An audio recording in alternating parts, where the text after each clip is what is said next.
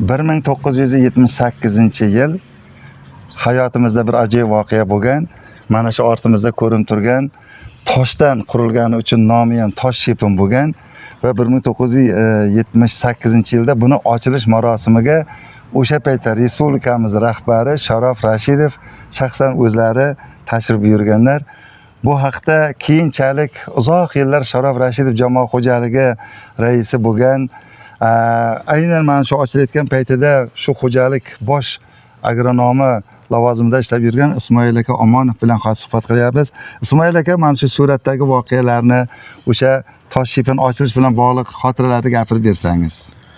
Haqiqatan ham Sharof Rashidov har yili 2 marta respublikani qishloq xo'jaligini qanday borishini nazorat qilish maqsadida dehqonlar bilan uchrashish uchun har yili 2 marta bahorda va kuzda kelardi. Sharof Rashidov mana 78-yil kelayotgan yilda Toshshepinda qurib bitkazilganda, bu Toshshepin Murod Jo'rayev boshchiligida rayon birinchi sekretari, kolxozda Nizom Qo'chqorov rais edi. Mana shu yerda men bosh agronom edim. Shuni qurib bitkazildi. Ochilishiga shu Sharof Rashidov kelishga to'g'ri kelib qoldi. Va shunda ochilish marosimida Sharof Rashidov qatnashdi. Behzod Shahimov obkom sekretari edi. Mana shu yerda juda katta yig'in bo'lgan. Mana shu yerda, mana shu rasmdan ko'rib turibdi. Rayon rahbarlari, tuman rahbarlari, mana Sundar aka bor, Amraqulov, Murod Jo'rayev, boshqa viloyat va tuman rahbarlari bor. Narigi tomondachi ko'chani oltani Toshkent Buxoro yo'lini chetida. Yoqda kirish tomondan boshlab ochilib, yoqda qarab kelib kimlar turgandi o'sha yerda? Yerda bularda oqsoqollar, veteranlar va maktab o'quvchilari kutib oldi. Bir boshqa Sharof Rashidov tushadi. Kutib olib, ular mana Sharof Rashidov hammasi uchrashdi. Shunda 7-maktabdan o'quvchilar taklif qilingan. Mana shu 7-maktab To'lqinjon shunda o'quvchi edi bu. To'lqinjon ham qatnashgan ana shunda. Sharof Rashidov mana shu yerda kelgan vaqtda o'quvchilar sifatida ochilish marosimida Sharof Rashidov juda oddiy inson bo'lgan. Hamma veteranlar bilan ham, oqsoqollar bilan ham, yosh o'quvchilar bilan ham hammasini salomlashib ko'rib chiqqandi shunda. To'lqinjon esingda bo'lsa. Shunday. Bu Toshshepinda mana shunday xotiralarga joy berdi. Hozir shu o'shanda biz Sharof Rashidovning duosini olganmiz. Albatta.